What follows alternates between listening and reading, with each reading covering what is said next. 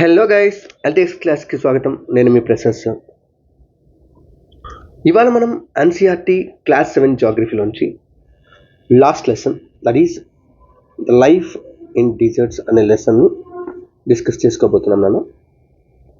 So this is the last chapter of the NCERT class 7 geography, that is the our environment అనే text book అండి. సో ఇంతవరకు మనం ఈ టెక్స్ట్ బుక్లో మిగతా చాప్టర్స్ అన్నీ చూసినప్పుడు ఓకే, అందులో ఎర్త్ గురించి తెలుసుకున్నాం, అట్మాస్ఫియర్ గురించి తెలుసుకున్నాం, ఓషన్స్ గురించి తెలుసుకున్నాం. ఇలా కొన్ని చాప్టర్స్ తెలుసుకున్న తర్వాత ప్రీవియస్ సెషన్లో ట్రాపికల్ అండ్ సబ్ ట్రాపికల్ రీజియన్లో లైఫ్ అనేది ఎలా ఉంటుంది అని చెప్పి కూడా కొన్ని విషయాలు మాట్లాడుకుని, ఇఫ్ యూ రిమెంబర్, గుర్తుంటే ఒకవేళ ఓకే. ట్రాపికల్ రీజియన్కి ఒక ఎగ్జాంపుల్ తీసుకున్నాం. ఏంటి అంటే అమెజాన్ బేసిన్ ఎగ్జాంపుల్గా తీసుకొని ఓకే, అదే ఈక్వటోరియల్ రెయిన్ ఫారెస్ట్లు, దాన్ని బేస్ చేసుకుని మొత్తం అక్కడ లైఫ్ ఎలా ఉంటుంది, అక్కడ ఎలాంటి యానిమల్స్ పెరుగుతాయి, ఇవన్నీ కూడా చెప్పామండి. అలాగే సబ్ ట్రాపికల్ రీజియన్కి ఏమో గంగా అండ్ బ్రహ్మపుత్ర బేసిన్ని మనకి సెలెక్ట్ చేసుకొని ఆ గంగా బ్రహ్మపుత్ర ప్రాంతాల్లో కూడా లైఫ్ అనేది ఎలా ఉంటుంది, అక్కడ వైల్డ్ లైఫ్ ఎలా ఉంటుంది, అక్కడ ప్లాంట్ లైఫ్ ఎలా ఉంటుంది, అక్కడ హ్యూమన్స్ యొక్క యాక్టివిటీస్ ఏమేమి ఉంటాయంటే వాళ్ళు బతకడానికి ఏం చేస్తూ ఉంటారు ఓకే. ఇలాంటి విషయాలన్నీ కూడా కొన్ని విషయాలు మనం చూసుకున్నామండి. సో ఇప్పుడు అలాంటిదే అంటే ఇంకా వరల్డ్ జాగ్రఫీ లెవెల్లో ఇంపార్టెంట్ అయిన ఇంకొక టాపిక్ అండి. అదే డిజర్ట్ అనే ఒక ప్రాంతం ఉందండి ప్రపంచంలోని, ఒక ఇంపార్టెంట్ క్లైమేటిక్ రీజియన్. అంటే క్లైమేట్ పరంగా ఒక స్పెషల్ టైప్ ఆఫ్ క్యారెక్టరిస్టిక్స్ని కలిగి ఉంటుంది. అలాగే ఒక important type of geographical region also.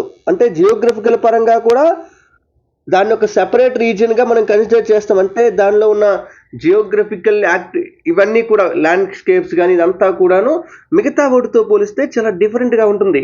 So అంటే క్లైమేట్ పరంగా సెపరేట్గా ఉంటుంది, జియోగ్రఫికల్గా సెపరేట్ ఉంటుంది. అలాంటి ఒక రీజియన్, ద డిజర్ట్ రీజియన్స్, ఎడారులు, వాటి గురించి ఇప్పుడు డిస్కస్ చేసుకోబోతున్నాం నాన్న. ఓకే, సో ఈ డిజర్ట్స్కి వచ్చేటప్పటికి ఇందులో మనం ఏం చెప్తున్నామంటే, డిజర్ట్స్కి కూడా సేమ్ ఎలాగైతే ట్రాపికల్ రీజియన్ ఎక్స్ప్లెయిన్ చేయడానికి ఒక సబ్జెక్టుకి హెల్ప్ తీసుకున్నాము, అంటే ఒక టాపిక్ అమెజాన్ రెయిన్ ఫారెస్ట్ గురించి తీసుకున్నాము, అలాగే సబ్ ట్రాపికల్ ఎక్స్ప్లెయిన్ చేయడానికి గంగా బ్రహ్మపుత్ర బేసిన్ ఎలా అయితే సెలెక్ట్ చేసుకున్నామో, ఇక్కడ డిజర్ట్స్ని ఎక్స్ప్లెయిన్ చేయడానికి కూడా మనం ఒక రీజియన్ని సెలెక్ట్ చేసుకున్నామండి. అవేంటంటే 2 రీజియన్స్ అనమాట. ఒకటి ద గ్లోబల్ లెవెల్ అంటే తొలి చెప్పినట్టే, తొలి కూడా లెసన్లో ఒకటి గ్లోబల్ లెవెల్లో, ఒకటి నేషనల్ లెవెల్లో చెప్పాం కదా.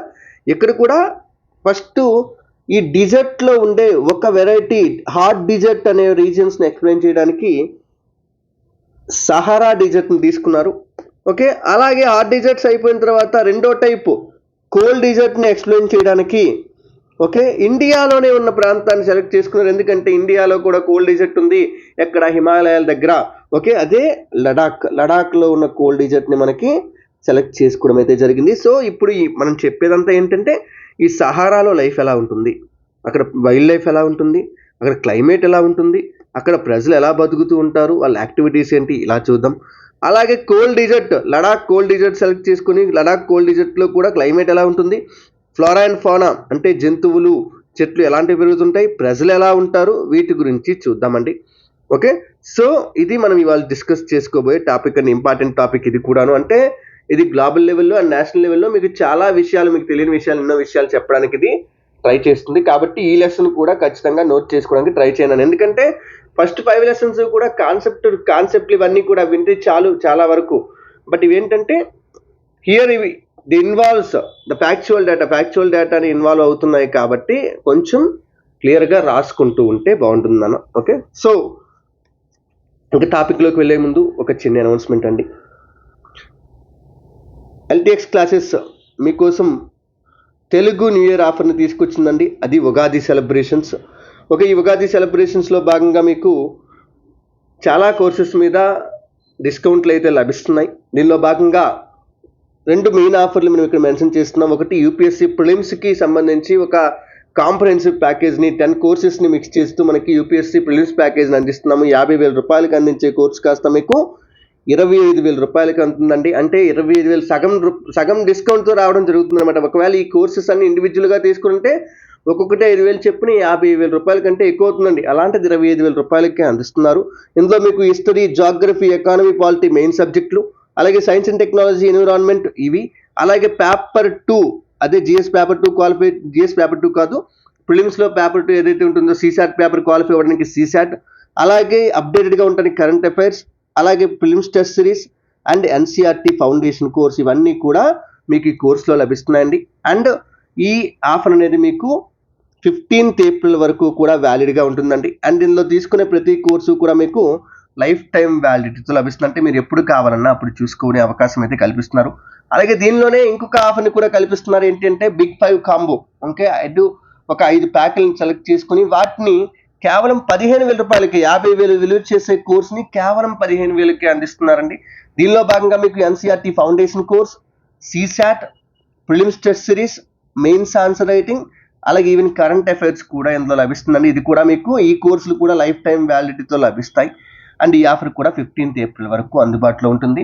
మీకు ఒకవేళ ఎక్స్ట్రా ఇన్ఫర్మేషన్ కావాలనుకుంటే, జాయిన్ అవ్వాలనుకుంటే కింద కనిపిస్తున్న నెంబర్ 7893899553 అనే నెంబర్ని కాంటాక్ట్ చేయండి, లేదా ltxclasses.com వెబ్సైట్ని విజిట్ చేయండి, లేదా LTX క్లాసెస్ యాప్ని కూడా మీరు గూగుల్ ప్లే స్టోర్ నుంచి డౌన్లోడ్ చేసుకోవచ్చండి. So moving to the topic, ఇంకా టాపిక్లోకి వెళ్ళిపోతే, సో లైఫ్ ఇన్ ద డిజర్ట్లో జీవితం ఎలా ఉంటుంది? ఓకే, డిజర్ట్ అనగానే యూ హ్యావ్ సమ్ పర్సెప్షన్స్, అంటే కొన్ని ఆలోచనలు ఉంటాయి మీ మైండ్లో. అరే డిజర్ట్ అనగానే ఏంటి ఉంటుంది? ఇసుకుంటుంది, క్యామెల్స్ కనిపిస్తాయి, చాలా హాట్గా వేడిగా ఉంటుంది. ఓకే, లేకపోతే ఒయాసిస్లు ఉంటాయి. ఇలాంటి పర్సెప్షన్ అనేది చిన్నప్పటి నుంచి కూడా మీ మైండ్లో ఇలాంటి ఆలోచనలు ఉంటాయి. కంపల్సరీగా ఎవరికైనా కూడా ఎడారంటే ఇవే గుర్తొస్తాయి. అంతేనా డిజర్ట్ అంటే? ఇంకేమైనా ఉన్నాయా దానిలో? ఇంకా ఎలాంటి వేరియేషన్స్ ఏమైనా ఉన్నాయా? ఇది మనం ఈ టాపిక్లో తెలుసుకోబోతున్నామండి. ఓకే, సో ఇప్పుడు మనకి డిజర్ట్తోనే స్టార్ట్ చేద్దాం. ఆ డిజర్ట్లో జీవితం ఎలా ఉందో చెప్పుకునే ముందు డిజర్ట్ అంటే ఏంటి ఇక్కడ సింపుల్గా గ్లాసరీలో మనకి ఇచ్చారు చూడండి ఒకసారి. Okay, desert is an arid region characterized by extremely high or low temperatures and has scarce vegetation. Okay, ఎడారి అనే ప్రాంతం ఏదైతే ఉందో ఈ ప్రాంతాన్ని మనం ఎలా క్యారెక్టరైజ్ చేయొచ్చు అంటే by extremely high temperatures or extremely low temperatures. Either బాగా ఎక్కువ టెంపరేచర్లు లేదా బాగా తక్కువ టెంపరేచర్లు, అండ్ దీనికి తోడు స్కార్స్ వెజిటేషన్, అంటే ఎక్కడో కానీ మీకు చెట్లు కనిపించవు, అలాంటి పరిస్థితి ఉండే ప్రాంతాలు ఈ ఎడారి యొక్క మెయిన్ 2 క్యారెక్టరిస్టిక్స్ అండి. ఓకే, ఇవేనా ఇంకేమైనా ఉన్నాయా? ఉన్నాయి, ఇవన్నీ కూడా ఒకసారి చెప్దామండి. ఓకే, ఇక్కడ మనకి చెప్తున్నా చూడండి. ఏంటంటే ఒక మనిషి మనకి బతకాలంటే కొన్ని నీడ్స్ అనేవి అవసరం. ఓకే, గాలి కావాలి, నీరు కావాలి, ఓకే, అలాగే ఫుడ్ కావాలి, షెల్టర్ కావాలి. These are the basic needs for human life. ఖచ్చితంగా మనం మనిషి బతకాలంటే ఈ నీడ్స్లో అన్నీ ఉండాల్సిందే కంపల్సరీగా. సో ఎయిర్ అనేది అన్ని దగ్గరలో దొరుకుద్ది అంటే చాలా వరకు దాంతో ఇంకా మనకి దాని గురించి ఎక్కువ ఆలోచించక్కర్లేదు. ఏదో సిటీస్లో అయితే కొంచెం పొల్యూటెడ్ ఏరియా ఉంటుంది, కానీ ఎయిర్ ఉంటుంది మ్యాక్సిమం కేసెస్లో మనం భూమి మీద ఉన్నంత వరకు కూడాను, నార్మల్ హైట్లో ఉన్నప్పుడు. అలాగే వాటర్ అనేది అన్ని దగ్గరలో దొరకపోవచ్చు, ఫుడ్ అనే దగ్గర దొరకపోవచ్చు, షెల్టర్ కూడా అన్ని దగ్గర దొరకపోవచ్చు. అంటే కొన్ని ప్రాంతాల్లో మాత్రమే దొరికే అవకాశం ఉంది. సో అందులో వాటర్ చాలా ఇంపార్టెంట్ మనకి. ఎందుకంటే మనిషి చెప్పాం, వితౌట్ వాటర్ మనకి బతకడం అనేది చాలా కష్టం అండి. ఓకే, నీకు ఆకలి ఉంది, ఆకలి అంటే ఈ ఫుడ్ కాకపోతే ఆ ఫుడ్ కాకపోతే ఇంకో ఫుడ్, ఏదో ఒక ఫుడ్తో తీసుకోవచ్చు. ఓకే, బట్టలు లేవు, బట్టలు లేకపోతే ఆకులు కట్టుకుని ఉండొచ్చు. షెల్టర్ లేదు, షెల్టర్ కూడా లేకపోతే చెట్ల కిందనైనా, చెట్ల మీదనైనా, లేకపోతే గుహల్లోనైనా పడుకోవచ్చు. బట్ వాటర్ లేకపోతే దానికి ఆల్టర్నేటివ్ ఏదీ లేదు అని చెప్పి ప్రీవియస్ క్లాస్లో మాట్లాడాం, if you remember. Okay, so water అనేది అంత ఇంపార్టెంట్. ఎందుకు? మనం తాగడానికి నీళ్ళు కావాలి, ఓకే, లేకపోతే పంట పండించుకోవడానికి నీళ్ళు కావాలి, కనీసం ఆవులు తింటూ బతకడానికి, గడ్డి బతకడానికైనా కూడా నీళ్ళు కావాలి. ఓకే, సో అలాంటి కండిషన్స్ అన్నీ మనిషికి అవసరం. అంటే వాటర్ అనేది అంత నీడ్ అన్నమాట. ఓకే, అయితే ఇప్పుడు మనకి ఈ లెసన్లో మనం ఏం నేర్చుకుంటున్నామంటే, ఈ ప్రపంచంలో కొంతమంది ప్రజలు ఉన్నారు. ఓకే, వాళ్ళు ఎలాంటి వాళ్ళంటే ఎక్స్ట్రీమ్ హార్ష్ టెంపరేచర్లో బతుకుతున్నారు. చాలా ఎక్కువ కానీ చాలా తక్కువ టెంపరేచర్లో కానీ. కొన్ని ప్రాంతాలు అయితే ఫైర్ ఉన్నంత హాట్గా కూడా ఉండొచ్చు, కొన్ని ప్రాంతాలు ఏమో ఐస్ ఉన్నంత కోల్గా కూడా ఉండొచ్చు. ఓకే, అలాంటి ప్రాంతాల్లో బతుకుతున్న వాళ్ళ యొక్క జీవితాల గురించి మనం ఇప్పుడు స్టడీ చేయబోతున్నామండి. ఓకే, అవే the desert areas of the world. ప్రపంచంలో ఉన్న ఎడార్ల గురించి మనం ఇప్పుడు స్టడీ చేసుకోబోతున్నామండి. ఓకే, ఇక్కడ మనకి ఇచ్చే చూడండి. Okay, these areas are characterized by low rainfall, scanty vegetation and extreme temperatures. అంటే ఇక్కడ 3వ పాయింట్ మనం యాడ్ చేసుకోవాలి. మెయిన్ పాయింట్ ఇదే అనమాట. Okay, low rainfall. Okay, what are the characteristics of the desert region అని మీకు ఒకవేళ ఎవరైనా అడిగితే మీరు ఆన్సర్ చేయాల్సి వస్తే the first quality you have to mention is low rainfall. ఎడార్ అంటేనే లో రెయిన్ఫాల్, వర్షం తక్కువ ఉంటుంది. అలాంటి ప్రాంతాన్ని ఎడార్ అంటారండి, ఇసుక ఉన్న దాన్ని కాదండి. ఓకే, ఇసుక ఉంది, వేడిగుంది అలాంటి ప్రాంతాలని కాదు మనం ఎడారి అనేది. ఓకే, ఎడారి యొక్క మెయిన్ క్వాలిటీ ఏంటంటే లో రెయిన్ఫాల్ తక్కువగా ఉంటుంది. అలాగే టెంపరేచర్లు ఏమో బాగా ఎక్స్ట్రీమ్గా ఉంటాయి, ఇద్దరు హై అయినా చాలా ఎక్కువ ఉంటాయి, లో అయితే చాలా తక్కువగా ఉంటాయి టెంపరేచర్స్. అలాగే వెజిటేషన్ ఎలా ఉంటుందంటే చాలా స్కేర్స్గా ఉంటుంది, అక్కడక్కడ మాత్రమే మొక్కలు కనిపిస్తుంటాయి, అవి కూడా చాలా తక్కువ కాన్సన్ట్రేషన్లో కనిపిస్తూ ఉంటాయి. సో అది డిజర్ట్ యొక్క క్యారెక్టరిస్టిక్స్ అండి. ప్లీజ్ నోట్ దిట్ డౌన్ అండి, ఖచ్చితంగా నోట్ చేసుకోండి. ఓకే, సో అయితే ఇప్పుడు మనం ఇక్కడ క్వాలిటీ చెప్పాం కదా, deserts can have extremely high temperatures or extremely low temperatures అన్నాం కదా. సో దీన్ని బేస్ చేసుకుని డిజర్ట్స్ని మనం రెండు రకాలుగా క్లాసిఫై చేయొచ్చు. The regions which are having extremely high temperatures were known as hot deserts. ఏవైతే బాగా ఎక్కువ టెంపరేచర్లతో ఉన్నాయో వాటిని హాట్ డిజర్ట్స్ అంటాం. అలాగే the regions which are having extremely low temperatures are known as cold deserts. అంతే, బాగా వేడిగా ఉన్నదాన్ని హాట్ డిజర్ట్స్ అంటాం, బాగా కూల్గా ఉన్నదాన్ని కోల్డ్ డిజర్ట్స్ అని చెప్పి పిలుస్తూ ఉంటామండి. ఓకే, అయితే ఈ ప్రాంతాల్లో కూడా ప్రజలు బతుకుతూ ఉన్నారు. ఎక్కడ బతుకుతున్నారు? ప్రాంతాల మొత్తంలో కాదు, ఎక్కడెక్కడైతే కనీసం ఈ ప్రాంతాల్లో వాటర్ ఉన్నదని చెప్పాం కదా, కనీసం కొంచెమైనా వాటర్, ఓకే, వాళ్ళు అగ్రికల్చర్ చేసుకోవడానికి, తాగడానికి, పశువుల్ని మేపుకోవడానికి, వాటికి అవసరమైన కనీసం వాటర్ ఎక్కడైతే ఉంటుందో ఆ ప్రాంతాల్లో కూడా ప్రజలు బతుకుతున్నారు. అంటే not all deserts are empty. ఏ డిజర్ట్ కూడా ఎంప్టీ కాదండి. ప్రతి డిజర్ట్లో అక్కడ కండిషన్స్లో, అలాంటి హార్ష్ కండిషన్స్లో కూడా ద పీపుల్ ఆర్ లివింగ్, ప్రజలు బతుకుతున్నారు. ఇది మెయిన్ పాయింట్. సో ఇప్పుడు అందులో ఫస్ట్ టైప్ ఆఫ్ డిజర్ట్ అండి, హాట్ డిజర్ట్ గురించి మాట్లాడుకుందాం. సో ద హాట్ డిజర్ట్ సహరా, అంటే మనకి హాట్ డిజర్ట్ క్లైమేట్ని ఎక్స్ప్లెయిన్ చేయడానికి వీళ్ళు సెలెక్ట్ చేసుకున్న ప్రాంతం సహరా ఎడారి ప్రాంతం అండి. అండ్ సహరా అంటే మనకు తెలుసు ఏంటంటే it is the largest desert in the world, ప్రపంచంలోనే అతిపెద్ద ఎడారి. Okay, and it covers nearly, ఇక్కడ ఇచ్చిన ప్రకారం ఎన్సీఆర్టీలో ఇచ్చిన ప్రకారం మనకి నియర్లీ 8.54 మిలియన్ స్క్వేర్ కిలోమీటర్ ఏరియాని కవర్ చేస్తుంది. అంటే 85.4 ల్యాక్ స్క్వేర్ కిలోమీటర్స్ అనమాట. ఓకే, అయితే బయట రిసోర్సెస్లో మనకి నియర్లీ 92 ల్యాక్ స్క్వేర్ కిలోమీటర్స్ ఉంది. But NCERT has mention that 85.4 lakh square kilometers అనే మెన్షన్ చేసింది. ఓకే, సో ఈ ఏరియా ఎక్కువ తక్కువ అని మీకు వస్తే ఎప్పుడైనా కంపేర్ చేయడం నేర్చుకోండి. దేంతో కంపేర్ చేయాలి? మనకి తెలిసిన ఒక వాల్యూతో కంపేర్ చేయాలి. మనకి తెలిసిన వాల్యూ, బాగా గుర్తుండే వాల్యూ, అన్నింటికంటే ఇంపార్టెంట్ వాల్యూ ఏంటంటే the area of India is nearly 32.8 lakh square kilometres are 3.28 million square kilometres. అంటే నియర్లీ 3 రెట్ల వరకు ఉంటుందన్నమాట ఈ సహరా డిజర్ట్ అనేది. ఇండియా కంటే కూడా 3 రెట్ల వరకు ఉంటుంది, అంటే అంత పెద్ద డిజర్ట్ అండి. ఓకే, మరి ఇది ఎక్కడుంది అంటే it is located in the northern part of the Africa ఖండం యొక్క నార్థర్న్ పార్ట్, అంటే బ్లాక్ కాంటినెంట్ అని పిలిచే కాండం ఏదైతే ఉంటుందో ఆఫ్రికా కాంటినెంట్, దాని యొక్క నార్థర్న్ పార్ట్లో ఉంటుందండి.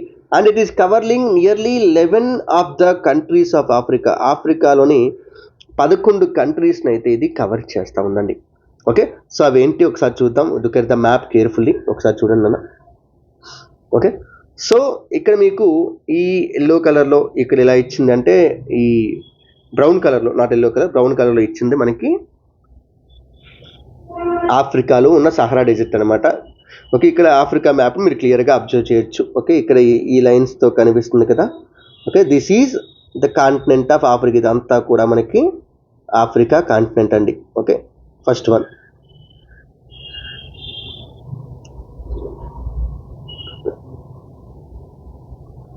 సో ఇక్కడ వరకు. సో ఇందులో ఆఫ్రికా కాంటినెంట్లో ఈ ఎడారి అనేది ఏ కంట్రీస్లో ఉంటుంది? It is the one you have to note అనమాట. మనకి ఖచ్చితంగా మ్యాక్సిమం లాంటివి యూపీఎస్సీ ఫిలిమ్స్లో బిట్లు అడిగే అవకాశం ఉందంటే which of the following countries forms part of Sahara desert. Sahara డిజర్ట్లో ఉన్న కంట్రీస్ ఏంటి, లేదా సహరా డిజర్ట్ ఏ కంట్రీస్లో ఉంది అడిగారు అనుకోండి. ఓకే, ఖచ్చితంగా ఆన్సర్ చేయాలి. సో ఆ కంట్రీస్ ఏంటి అనేది క్లియర్గా ఇక్కడ చెప్తున్నాను చూడండి అన్న. మనం ఒక లెఫ్ట్ సైడ్ నుంచి రైట్ సైడ్కి వెళ్తాము. ఓకే, లెఫ్ట్ టు రైట్ వెళ్తే first one western Sahara. Second one Morocco పేరు ఇక్కడ ఇవ్వలేదు. ఓకే, బట్ మొరాకోలో ఉంటుంది. ఇదిగోండి, ఇది మొరాకో అనమాట. అక్కడ పేరు ఇచ్చాడు, బట్ ఇక్కడ ఈ మ్యాప్లో మెన్షన్ చేయలేదు, బుక్లో ఇచ్చాడు కానీ మొరాకో. తర్వాత Mauritania, Morocco, Mauritania, Mali, Algeria, Tunisia, Libya, Niger, Chad, Sudan and Egypt.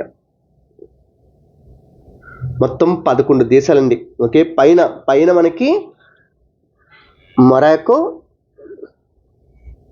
Algeria, Tunisia, Libya, Egypt 5 దేశాలు.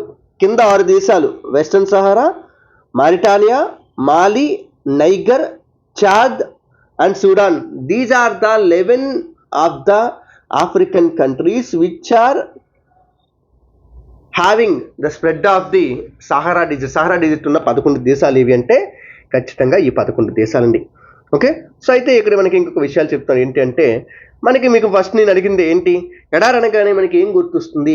ఫస్ట్ శాండే మన మైండ్కి వస్తుంది. అయితే ఎడారి అంటేనే ఇసుకేనా? కాదు, not only sand. The desert is not only sand అని. కేవలం ఎడారంతా మొత్తం ఇసుకతో ఉంటుంది అనే భ్రమలో ఉండకండి అన్న. ఓకే, ఎడారిలో చాలా వరకు శాండ్ ఉండొచ్చు, బట్ శాండ్తో పాటు చాలా వరకు డిజర్ట్స్ అన్నీ కూడా అక్కడక్కడ కొంచెం గ్రావెల్స్తో కూడుకున్న ప్లెయిన్స్తో ఉంటాయి. గ్రావెల్ ప్లెయిన్స్తో కూడుకుంటే అంటే మొత్తం చిన్న చిన్న రాళ్ళతో కూడుకున్న ప్లెయిన్స్ ఉంటాయి.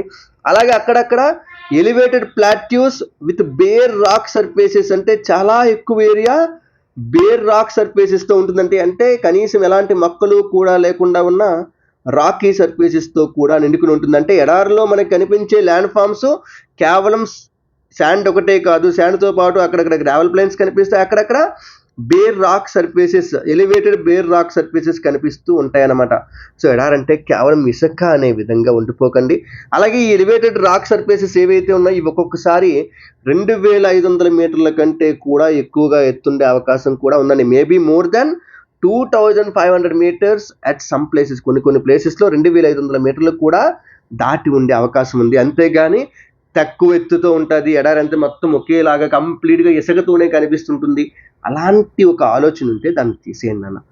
ఓకే, అలాగే అయితే ఇక్కడ ఈ సహారా యొక్క క్లైమేట్ని నెక్స్ట్ మనకి ఎక్స్ప్లెయిన్ చేస్తున్నాను అన్న. ఓకే, అయితే క్లైమేట్ చెప్పే ముందు ఒక విషయం చెప్తున్నారు. ఇప్పుడు బేర్ రాక్ సర్ఫేస్ మొత్తం ఇసుక ఎలా ఉందని చెప్తున్నాం కదా. ఒకప్పుడు ఈ సహారా డెజర్ట్ ఉన్న ప్రాంతం ఎలా ఉండేది అంటే చెప్తున్నారు చూడండి. కొన్ని వేల సంవత్సరాల క్రితం, కొన్ని లక్షల సంవత్సరాల క్రితం ఓకే, ఈ సహారా డెజర్ట్ ఉన్న ప్రాంతం అంతా కూడా చాలా లష్ గ్రీన్ ప్లెయిన్గా ఉండేదంట. అంటే చాలా వరకు మొత్తం పచ్చదనంతో నిండిపోయిన మైదానం లాగా ఉండేదంట. ఓకే, అక్కడ ఈ సహారా డెజర్ట్లోని కొన్ని కేవ్స్లో ఉన్న పెయింటింగ్స్ మనకి చూస్తే అర్థమయ్యేది ఏంటంటే ఓకే, అక్కడ రివర్స్ ఉండేవంట. రివర్స్లో క్రోకోడైల్లు, ఎలిఫెంట్లు, లైన్స్, జిరాఫీస్, ఆస్ట్రిచ్లు, ఓకే, సీప్, క్యాటిల్, గోట్ ఇవన్నీ కూడా అక్కడ కామన్ యానిమల్స్ అని చెప్పి మనకి తెలుస్తుంది. ఇప్పటికి కూడా ఇప్పుడు మనకి ప్రెసెంట్ ఇవన్నీ కూడా కామన్ యానిమల్స్ అండి. ఎలిఫెంట్స్, లైన్స్, జిరాఫీలు, ఆస్ట్రిచ్లు, సీప్లు, క్యాట్లు ఇవన్నీ కూడాను. ఓకే, ఇవన్నీ మనకి అక్కడ కామన్ యానిమల్స్గా ఉండేవంట. ఓకే, బట్ ఏమైంది, మెల్లమెల్లగా క్లైమేట్ చేంజ్ అవ్వడం వలన ఓకే ఆ ప్రాంతం అంతా కూడా ఇప్పుడు చాలా హాట్గా ఉండి డ్రై రీజియన్గా మారిపోయిందనమాట. అంటే క్లైమేట్ చేంజ్ వలన ఏ ప్రాంతం ఎలా అయినా మారిపోవచ్చు అని బెస్ట్ ఎగ్జాంపుల్ ఏంటంటే సహారా డెజర్ట్. అంటే కంప్లీట్గా పచ్చదనంతో నిండిపోయిన ఒక ప్లెయిన్ కాస్త ఇప్పుడు కంప్లీట్గా ఎడారిగా మారిపోయింది, భరించలేని కండిషన్స్లోకి వెళ్ళిపోయింది. ఓకే, దానికి కారణం ఏంటంటే క్లైమేట్ చేంజ్. క్లైమేట్ చేంజ్ అంటే నాట్ హ్యూమన్ మేడ్ అండి, మనిషి చేసింది కాదు. It is a naturally occurring process, నేచురల్గానే జరుగుతుంది. ఆ ప్రాసెస్లో భాగంగానే మనకి ఈ సహారా డెజర్ట్ ఇలా తయారైంది. ఇది ఫస్ట్ వన్. ఓకే, సో ఇప్పుడు ఈ సహారా డెజర్ట్ యొక్క లొకేషన్ ఏంటి, ఎక్స్టెంట్ ఏంటి చూసామండి. ఇప్పుడు దీని యొక్క క్లైమేట్ గురించి చూద్దాం. అంటే climatic conditions, what will be the climatic conditions of the Sahara. Okay, Sahara ఎడారి అనేది చాలా హాట్గా ఉంటుంది అండ్ చాలా డ్రైగా ఉంటుంది. చాలా దారుణం అండి. ఓకే, హాట్నెస్ ఎంత ఉంటుందో డ్రైనెస్ కూడా అంతకంటే దారుణంగా ఉంటుందన్నమాట. ఓకే, సో ఇది ఒకటి. ఫస్ట్ క్లైమేట్ యొక్క క్యారెక్టరిస్టిక్స్ ఏంటి అంటే it is scorching hot. Scorching అంటే విపరీతమైన హాట్నెస్ని చెప్పడానికి వాడే పదం అనమాట.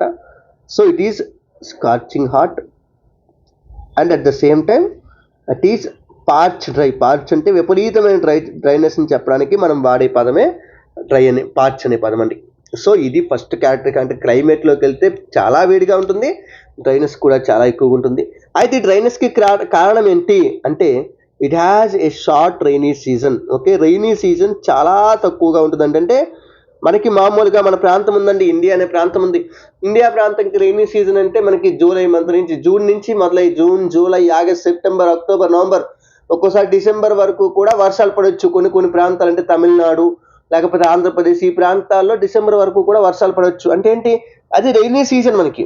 ఓకే, అంటే ఒక 4 నెలలు లేకపోతే ఒక 6 నెలలు ఉండొచ్చు. లేకపోతే అమెజాన్ రైన్ ఫారెస్ట్ లో సంవత్సరం అంతా వర్షం పడుతుందన్నాం అంటే ఏంటి, యాన్యువల్ గా మనకి రైనీ సీజన్ ఉంటుంది. బట్ ఇక్కడ ఏంటంటే చాలా తక్కువ రైనీ సీజన్, వర్షం పడే అవకాశం అంటే వర్షం పడే సీజన్ చాలా తక్కువ, మేబీ 1 మంత్ 2 మంత్స్ అంతకంటే కూడా తక్కువగా ఉంటుంది. ఓకే, అండ్ ఆకాశం ఎప్పుడూ కూడా క్లౌడ్లెస్ గా అంటే మేఘాలు ఏమీ లేకుండా క్లియర్ గా ఉంటుందండి. ఎందుకంటే క్లౌడ్లు ఎందుకు ఉండవు, ఎందుకంటే అక్కడ ఎవాపరేషన్ జరగడానికి అవకాశం లేదు. కింద సర్ఫేస్ లో వాటర్ ఉంటే వాటర్ ఎవాపరేషన్ జరుగుద్ది, అది ఎవాపరేషన్ జరిగిన తర్వాత క్లౌడ్స్ గా మారుద్ది. అక్కడ మనకి ఎక్కడా కూడా క్లౌడ్స్ ఏర్పడడానికి అవకాశం లేదు. ఓకే, అలాగే మాయిశ్చర్ అనేది ఏదైతే ఉందో ఇది అది ఎంత తొందరగా వస్తుందో అంత తొందరగా ఎండిపోతుందంట. అంటే రావడము వెళ్ళిపోవడం అంతా ఒకేసారి జరిగిపోతుంది. అంటే ఒకవేళ వర్షం పడింది, వర్షం ద్వారా నీరు వచ్చింది, ఆ వచ్చిన నీరు విత్ ఇన్ నిమిషాల్లో, సెకండ్స్ లో మళ్ళీ వెనక్కి వెళ్ళిపోతుంది. అంటే ఎవాపరేషన్ జరిగిపోయి వెళ్ళిపోతుందండి. ఓకే, సో అంటే ఏంటి, మనకి ఏదో సినిమాలు చెప్తారు కదా, దాహంతో నిండిపోయిన నేల స్వామి, ఎంత వర్షం పడినా కూడా నిలవట్లేదు, నేలలోకి ఇంకిపోతుంది, లేకపోతే ఎండలో కలిసిపోతుంది అంటారు కదా. సో అలాగే వచ్చిన వాటర్ అంతా కూడా వెళ్ళిపోతుందంట. ఓకే, అలాగే వీటితో పాటు డే టైంకి వచ్చేటప్పటికి, డే టైం అక్కడ ఎలా ఉంటుంది కండిషన్స్ అంటే, ఒక రోజు ఒక డే టైంలో ఒక 11 12 వెళ్ళి ఎడారిలో ఉంటే పరిస్థితి ఎలా ఉంటుందంటే, the deserts are unbelievably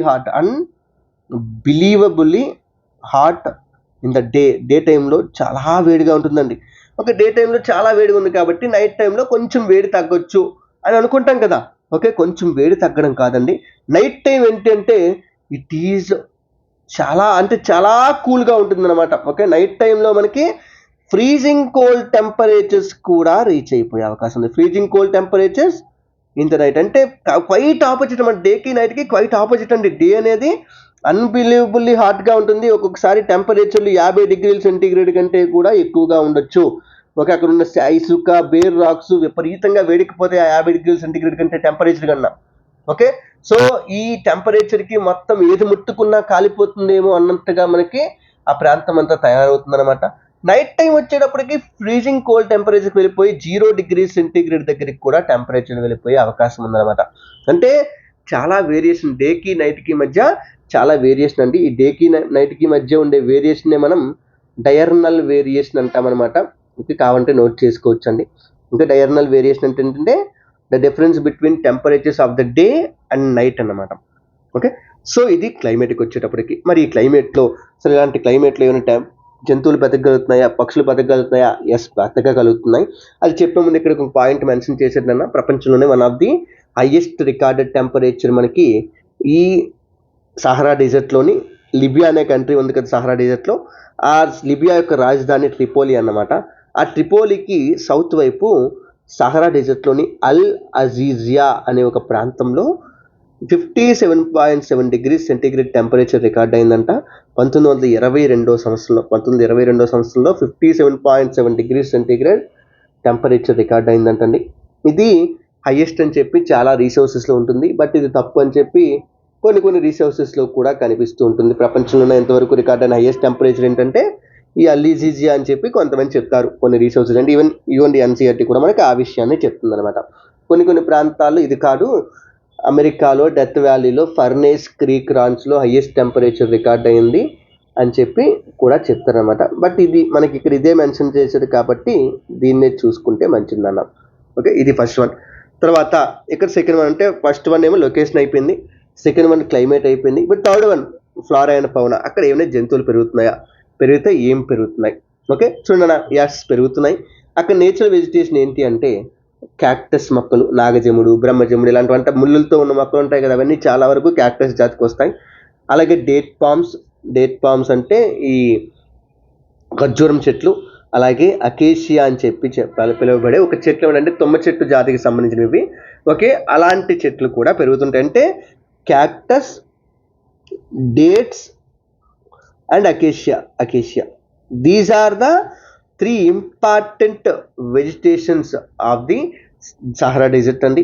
okay, వీటితో పాటు ఎక్కడైనా ఒకవేళ ఒయాసిస్ అనేది కనిపిస్తే ఆ ఒయాసిస్ చుట్టూ కూడా డేట్ పామ్స్ చాలా ఎక్కువగా పెరుగుతుంటాయండి. ఓకే, ఒయాసిస్ చుట్టూ చాలా ఎక్కువగా డేట్ పామ్స్ అనేవి పెరుగుతూ ఉంటాయి.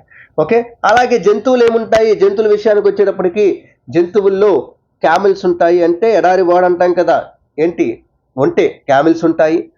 అలాగే హైనాలు ఉంటాయి. అలాగే జాకల్ అంటే నక్కలు ఉంటాయి. అలాగే ఫాక్స్, ఇవి కూడా సేమ్ రెండు ఒక ఫ్యామిలీ లాంటివే. అలాగే కొంచెం భయంకరమైన తేళ్ళు కూడా ఉంటాయండి, స్కార్పియన్స్ ఉంటాయి. ఓకే, వీటితో పాటు రకరకాల వెరైటీస్ ఆఫ్ స్నేక్స్. ఓకే, స్నేక్స్లు మనకి చాలా రకాల రాటిల్ స్నేక్ కానీ స్నేక్స్ ఉంటాయి. అలాగే లిజర్డ్స్, బల్లి జాతికి సంబంధించిన జంతువులు కూడా మనకి ఇక్కడ పెరుగుతూ ఉంటాయి. అంటే ఇక్కడ యానిమల్స్ కూడా బాగానే పెరుగుతున్నాయి. అది కూడా మనకి ఇక్కడ క్లియర్గా చెప్తున్నాను. ఇది ఫ్లోరా అండ్ ఫౌనా. అంటే అక్కడ పూర్తిగా జంతువులు బతకమని కాదు, బతుకుతుంటాయి, బట్ తక్కువ వెరైటీస్ ఆఫ్ జంతువులే బతుకుతూ ఉంటాయండి.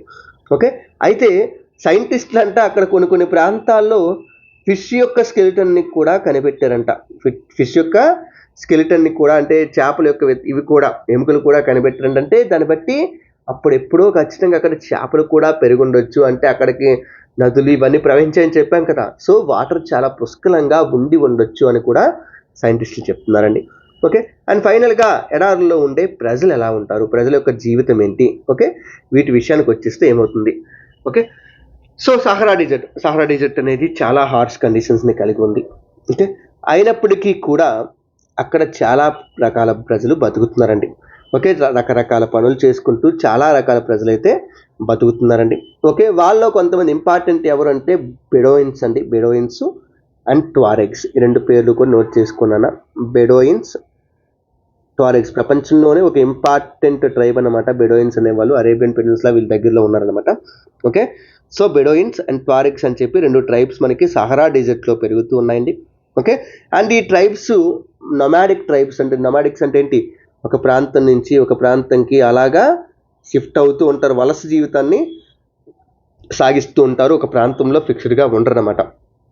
నొమాడిక్ ట్రైబ్స్ ఎలా బతుకుతుంటారు అంటే పశువుల్ని పెంచుకుంటూ, గోట్స్ని కానీ, షీప్స్ని కానీ, క్యామెల్స్ని కానీ, హార్సెస్ని కానీ పెంచుకుంటూ వీళ్ళు బతుకుతూ ఉంటారండి. ఎందుకు వాటిని పెంచుకుంటారంటే వాటి వల్ల వీళ్ళకి మిల్క్ వస్తుంది.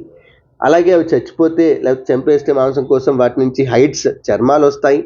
ఓకే, ఆ చర్మాలను ఉపయోగించుకొని వాళ్ళు వాటి నుంచి వచ్చిన లెదర్ ద్వారా బెల్ట్లు, స్లిప్పర్లు, అలాగే ఇవన్నీ తయారు చేసే వాటర్ బాటిళ్ళు, లేకపోతే హెయిర్నేమో మ్యాట్ తయారు చేసుకోవడానికి ఉపయోగించుకుంటారంట హెయిర్ని. ఓకే, అలాగే అదే హెయిర్తో కార్పెట్లు, క్లాత్లు కూడా తయారు చేసుకుంటారు, బ్లాంకెట్లు కూడా తయారు చేసుకుంటారు. అంటే వీటి నుంచి వచ్చే, అంటే ఈ జంతువుల నుంచి వచ్చే లెదర్ ద్వారా బెల్ట్లు, స్లిప్పర్లు, వాటర్ బాటిల్ తయారు చేసుకుంటారు. వాటి నుంచి వచ్చే హెయిర్ ద్వారా మ్యాట్స్, కార్పెట్స్, క్లాత్స్, బ్లాంకెట్స్ ఇవి కూడా తయారు చేసుకుంటూ ఉంటారండి. ఓకే, అండ్ వీళ్ళు ఎడారిలోంచి వెళ్ళేటప్పుడు ఇసుక దాడులు చాలా జరుగుతుంటాయి. డస్ట్ స్టామ్లు, హాట్ విండ్స్ వీటన్నిటి వస్తుంటాయి. కాబట్టి వాటిని తట్టుకోవడానికి చాలా హెవీగా ఉండే బట్టల్ని వాళ్ళు ధరించుకుంటూ వెళ్తారు. అంటే ఇసుక దాడి నుంచి తప్పించుకోవడానికి ఆ ప్రొటెక్షన్గా వేసుకుంటే, మనం ఏమనుకుంటామంటే ఎడారిలో అంత వేడిగా ఉంటుంది కదా, అంత వేడిగా ఉన్నప్పుడు ఇంకా బట్టలు వేసుకోవడం చాలా కష్టం. మనం ఇప్పుడు కొంచెం టెంపరేచర్ పెరిగితే ఏం చేస్తాం, ప్రశాంతంగా కొన్ని బట్టలు రిమూవ్ చేసేసి ప్రశాంతంగా పడుకుందామని ట్రై చేస్తాం. అంతే కదా, షర్ట్ విప్పేసి ప్రశాంతంగా కూర్చున్నాము, గాలి పడదాం అనుకుంటాం కదా. అలాగే అనుకుంటే తప్పండి, వాళ్ళు చాలా హెవీ బట్టలు వేసుకుంటారు అక్కడ ఎడారిలో వెళ్ళేటప్పుడు. ఓకే, ఎందుకు అంటే అక్కడ ఈ డస్ట్ స్టామ్స్ నుంచి వీటన్నింటి గురించి తప్పించుకోవాలన్నమాట. ఓకే, అలాగే సో ఇక్కడ ఒక పాయింట్ ఇది చెప్పాడు. తర్వాత ఈ ప్రాంతంలో ఉన్న ప్రజలు ఎవరైతే ఉన్నారో వాళ్ళు ఒయాసిస్ల దగ్గర కూడా కొంత పాపులేషన్ ఉంటుందండి. ఓకే, పర్టికులర్గా నైల్ వ్యాలీ, ఈజిప్ట్లోని నైల్ వ్యాలీ దగ్గర మనకి చాలా ఎక్కువ మంది ప్రజలు బతుకుతున్నారు. అక్కడ ఉండే ఒయాసిస్ల దగ్గర చాలా ఎక్కువ మంది ప్రజలైతే బతుకుతున్నారండి. ఎందుకంటే వాటర్ అక్కడ అవైలబుల్గా ఉంది కాబట్టి. ఎప్పుడైతే వాటర్ అవైలబుల్గా ఉందో అక్కడ వాళ్ళు పామ్ని కూడా పండించుకుంటారు. పామ్స్తో పాటు రైస్, వీట్, బార్లీ, బీన్స్ లాంటి పంటలు కూడా పండించుకుంటారు. వాళ్ళు పండించే పంటలు ఏంటంటే పామ్ ఒకటే కాదండి, ఈవెన్ రైస్ కూడా. Rice water intensive crop, water ఎక్కువ కావాలి. రైస్ పండిస్తున్నారు, వీట్ పండిస్తున్నారు, at the same time barley పండిస్తున్నారు, బీన్స్ కూడా పండిస్తూ ఉన్నారండి. ఇవన్నీ కూడా పండిస్తున్నారు. అలాగే ఈజిప్ట్ యొక్క కాటన్, ఈజిప్ట్ ప్రొడ్యూస్ చేసే కాటన్ ఏదైతే ఉందో అది వరల్డ్ ఫేమస్ అండి. ఓకే, ఎందుకంటే ఈజిప్ట్లో పండించే ఆ ఫేమస్ కాటన్కి చాలా సుపీరియర్ క్వాలిటీ ఉంటుంది, చాలా సుపీరియర్ క్వాలిటీ ఉంటుందండి. సో ఈజిప్టియన్ కాటన్ కూడా చాలా డిమాండ్ ఉంటుంది ప్రపంచం మొత్తం కూడా. ఓకే, అలాగే ఈ ప్రాంతాలు ఇలా బతుకుతుంటే మధ్యలో అంటే వీళ్ళ జీవితం సాధారణంగా ఉండిపోయింది, అంటే ఒక లోవర్ లెవెల్ ఇన్కమ్తో ఇలా ఉండిపోయింది. అలాంటి టైంలో ఈ ఎడారి దగ్గరలోని కొన్ని ప్రాంతాల్లో ఆయిల్ రిజర్వ్స్ అనేవి కనిపించాయండి. ఓకే, ఆయిల్ రిజర్వ్స్ అనేవి అంటే పెట్రోలియం రిజర్వ్స్ అనేవి కనిపించాయండి. ఓకే, కరెక్ట్గా ఆ టైంలో ఈ పెట్రోల్కి డిమాండ్ ఉన్నప్పుడే అల్జీరియా, లిబియా, ఈజిప్ట్ ఈ 3 దేశాల్లో మనకి ఈ ఆయిల్ రిజర్వ్స్ అనేవి కనిపించాయి. ఈ విధంగా సహరా డెజర్ట్ మళ్ళీ కొత్తగా ట్రాన్స్ఫర్మేషన్ చెందడం అనేది మొదలైందండి. ఓకే, అలాగే ఇక్కడ దొరికే ఇంకొక ఇంపార్టెంట్ మినరల్స్ ఏంటి అంటే ఓకే ఐరన్ అండి. ఐరన్ తర్వాత పాస్పరస్, ఇది స్పెషల్గా నోట్ చేసుకొని పెట్టుకోండి. అలాగే మ్యాంగనీసు, యురేనియం కూడా దొరుకుతుంది. పాస్పరస్ ఎందుకు చెప్తున్నామంటే పాస్పరస్ దొరుకుతుంది అంటే పాస్పరస్ని యూజ్ చేసి వీ కెన్ ప్రొడ్యూస్ ఫెర్టిలైజర్స్ అనమాట. మనకి అవసరమైన ఫెర్టిలైజర్స్ ఏవైతే ఉన్నాయో ఓకే పాస్పేట్లు ఇవన్నీ పిలుస్తాం కదా, సో ఆ పాస్పేట్లు ఇవన్నీ తయారు చేసుకోవడానికి ఈ పాస్పరస్ అనేది ఉపయోగపడుతుంది అనమాట. ఓకే, అలాగే ఫైనల్గా ఆ ప్రాంతం యొక్క కల్చర్ గురించి వీటి గురించి మాట్లాడుకుంటే అక్కడ ఉండే కల్చరల్ ల్యాండ్స్కేప్ అనేది మెల్లమెల్లగా చేంజ్ అయిపోతూ ఉందంటండి. ఓకే, ఇప్పుడు కొత్తగా చూసుకుంటే పెద్ద పెద్ద అద్దాలతో కూడుకున్న ఆఫీస్ బిల్డింగ్స్, ఓకే మసీదులు, అలాగే సూపర్ హైవేలు ఇవన్నీ కూడాను అక్కడ కన్స్ట్రక్షన్ జరిగాయండి. అంటే ఏన్షియంట్ క్యామెల్ పాత్స్కి అడ్డంగా సూపర్ హైవేలు కూడా మనకి ఏర్పడ్డాయంట. ఓకే, అండ్ క్యామెల్స్ని వాళ్ళు చాలా వరకు కూడా ట్రాన్స్పోర్టేషన్ కోసం ఉపయోగించేవారు. అలాంటి వాటి ప్లేస్లో వీళ్ళు ఇప్పుడు కొత్తగా ట్రక్స్ని వాడడం మొదలు పెడుతున్నారు. అలాగే ట్వారిగ్స్ అనే ట్రైబ్ ఎవరైతే ఉన్నారో సహరాలో ఉండే ట్రైబ్ అని చెప్పాం కదా, చెప్పాం. సో ట్వారిగ్స్ అనే ట్రైబ్ ఏదైతే ఉన్నారో వాళ్ళు ఈ ఫారిన్ టూరిస్టులు ఎవరైతే వస్తారో ఫారిన్ టూరిస్టులకి గైడ్స్గా యాక్ట్ చేస్తూ డబ్బులు కూడా సంపాదించుకుంటున్నారండి. ఓకే, అలాగే more and more nomadic herdsmen are taking to city life, finding jobs in oil and gas operation. అంటే చాలామంది ఇంకా నొమాడిక్ హెడ్స్మెన్ ఎవరైతే ఉన్నారో నొమాడిక్ పీపుల్ అనే చెప్పాం కదా, మెయిన్గా ఈ ప్రాంతంలో ఉన్న ప్రజలంతా కూడా ఎక్కువగా నొమాడిక్గానే బతుకుతుంటారని చెప్పాం కదా. ఈ నొమాడిక్గా బతుకుతున్న ప్రజలు ఎవరైతే ఉన్నారో వాళ్ళు ఇంకా ఆ వృత్తిని వదిలేసి మెల్లమెల్లగా ఆయిల్ అండ్ గ్యాస్ ఇండస్ట్రీస్ ఉన్న ప్రాంతాల్లోకి వెళ్ళిపోయి అక్కడ ఉద్యోగాలలో కూడా జాయిన్ అయిపోతూ ఉన్నారని ఇక్కడ చెప్తున్నారండి. అలాగే ఈ పక్కన మనకి ఈ ఒయాసిస్ల గురించి అయితే ఒక పాయింట్ మెన్షన్ చేయడం జరిగిందని చూడండి. ఒయాసిస్ల గురించి ఏంటంటే ఎడారిలో గాలి విపరీతంగా వీచినప్పుడు ఇసుక అంతా వెళ్ళిపోతూ ఉంటుంది. అలా వెళ్ళిపోవడం వల్ల కొన్ని ప్లేసెస్లో డిప్రెషన్స్ ఏర్పడతాయి. డిప్రెషన్స్ అంటే ఏంటి, ఇదంతా ఎడారి అనుకుంటే ఒక లోతైన ప్రాంతం ఏర్పడవచ్చు అక్కడ నుంచి ఇసుక ఎక్కువగా వెళ్ళిపోవడం వల్ల. సో ఎక్కడైతే ఇసుక అంతా కూడా వెళ్ళిపోయి డిప్రెషన్స్ ఫామ్ అయ్యాయో అక్కడ ఒక్కొక్కసారి అండర్ గ్రౌండ్లో ఉండే యాక్విఫర్స్ నుంచి వాటర్ కాస్త రీచ్ అవ్వచ్చండి. యాక్విఫర్స్ నుంచి వాటర్ రీచ్ అయ్యే అవకాశం ఉంది. అలా వచ్చినప్పుడు ఆ వాటర్ అంతా కూడా ఆ బేసిన్లో కలెక్ట్ అవుతుంది, అంటే ఆ డిప్రెషన్లో కలెక్ట్ అవుతుందండి. ఆ విధంగా అక్కడ మనకి ఒయాసిస్ అనేది ఫామ్ అవుతుంది. అండ్ ఈ ఒయాసిస్ చుట్టుపక్కల ఉన్న ప్రాంతం అంతా కూడా ఫెర్టైల్గా ఉంటుంది. అందువల్ల ఈ ప్రాంతంలోకి ప్రజలు వచ్చి సెటిల్ అయ్యే అవకాశం ఉంది, ఎందుకంటే వాటర్ దొరుకుతుంది, మనం అగ్రికల్చర్ కూడా చేసుకోవచ్చు అనే ఉద్దేశంతో ఇక్కడికి వచ్చి ప్రజలు సెటిల్ అవుతూ ఉంటారండి. ఓకే, ఒక్కొక్కసారి ఒయాసిస్లు చాలా పెద్దవిగా కూడా ఉండొచ్చు అంటండి. ఓకే, అంత పెద్దవంటే ఇక్కడ మీకు ఇచ్చారు చూడండి, మొరాకోలోని తఫిలాలెట్ ఒయాసిస్ అని ఒక ఒయాసిస్ ఉందంట. 13,000 స్క్వేర్ కిలోమీటర్ల ఏరియాతో ఉందంటండి ఈ ఒయాసిస్. ఓకే, మీకు ఎంత ఉంటుంది అని కావాలంటే ఒకప్పుడు శ్రీకాకుళం జిల్లా నియర్లీ 5,000 to 6,000 స్క్వేర్ కిలోమీటర్స్ వరకు ఉండేదండి. అలాంటిది 13,000 స్క్వేర్ కిలోమీటర్లు అంటే శ్రీకాకుళం జిల్లా సైజుకి 2 రెట్ల వరకు కూడా ఉంటుందన్నమాట. అంత పెద్ద ఒయాసిస్ అంటే ఏంటంటే అది తఫిలాలెట్ ఒయాసిస్ లొకేటెడ్ ఇన్ మొరాకోలో ఉందండి ఇది మనకి. ఓకే, సో ఇది ఎడారుల్లో ఉండే జీవితం నాన్న. సో ఎడారుల గురించి ఇక్కడ మనకి క్లియర్గా చెప్పాడు, చాలా విషయాలు చెప్పాడు. మళ్ళీ ఒకసారి క్లియర్గా అన్నీ రాశారో లేదో చూసుకోండి నాన్న. ఓకే, సో ఇది ఎడారుల గురించి. Moving to the next topic, the cold desert, Ladakh. Okay, yes అండి, లడాక్ కానీ అంటార్క్టికా కానీ these are all considered as cold deserts. ప్రపంచంలో ఏదో మీకు లార్జెస్ట్ డెజర్ట్ ఏదైనా అడిగితే the Antarctica is the largest desert. ఎందుకంటే it comes under the category of desert. ఏంటి దానికి కావాల్సిన కండిషన్స్ ఏంటి, డిజర్ట్కి కావాల్సిన కండిషన్స్ మనం ఆల్రెడీ చూసాం. ఓకే, తక్కువ రెయిన్ఫాల్ కావాలి, ఎస్ తక్కువ రెయిన్ఫాల్ ఉంటుంది. ఓకే, అలాగే స్కేర్స్ వెజిటేషన్ కావాలి, ఎస్ తక్కువ వెజిటేషన్ ఉంటుంది. అలాగే ఎక్స్ట్రీమ్లీ లో టెంపరేచర్స్ కానీ ఎక్స్ట్రీమ్లీ హై టెంపరేచర్స్ కానీ ఉండాలి, ఎస్ లో టెంపరేచర్స్ ఉంటాయి. సో అది కూడా ఖచ్చితంగా డిజర్ట్ అనే దానికి సాటిస్ఫై అవుతుందండి 100%. ఓకే, సో ఇప్పుడు ఆ కోల్డ్ డిజర్ట్ గురించి చూసుకున్నామండి. ఇండియాలో మనకి గ్రేటర్ హిమాలయాస్కి పైవైపు లడాక్ అనే ఒక కోల్డ్ డిజర్ట్ అనేది లొకేట్ అయిందండి. ఓకే, ఇది జమ్మూ కాశ్మీర్కి ఈస్ట్ వైపు లొకేట్ అయిందండి. జమ్మూ కాశ్మీర్ ఇది యూనియన్ టెరిటరీ అయితే దానికి ఈస్ట్ డైరెక్షన్లో మనకి లడాక్ అనే యూనియన్ టెరిటరీ నార్త్ ఈస్ట్ డైరెక్షన్లో మొత్తం ఉంటుంది. అందులో ఈస్ట్ వైపు మనకి మెయిన్గా లడాక్ యొక్క మేజర్ ఫారెస్ట్ అనేది లొకేట్ అయి ఉంటుంది. ఓకే, ఈ లడాక్ ప్రాంతం అనేది ఒకవైపు కారకోరం రేంజ్, ఇంకొక వైపు జస్కర్ రేంజ్కి మధ్యలో ఉంటుందని. అంటే నార్త్ వైపు ఇక్కడ మనకి లడాక్ రేంజ్ కనిపిస్తుంది కదా, అలా కింద వైపు ఇక్కడ ఈ ప్రాంతంలో జస్కర్ రేంజ్ ఉంటుంది. కరెక్ట్గా ఈ రెండు రేంజెస్కి మధ్యలో ఈ లడాక్ ప్రాంతం లొకేట్ అయి ఉంటుందండి.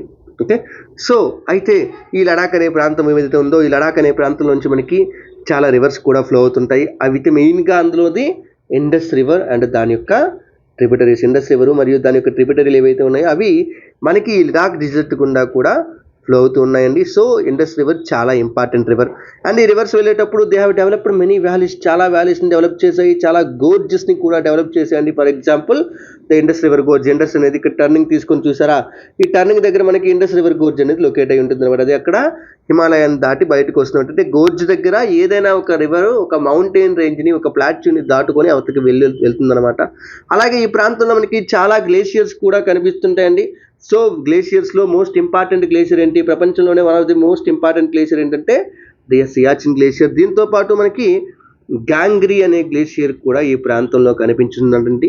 సో గ్లేషియర్స్ యొక్క కాన్సంట్రేషన్ కూడా చాలా ఎక్కువగా ఉంటుంది.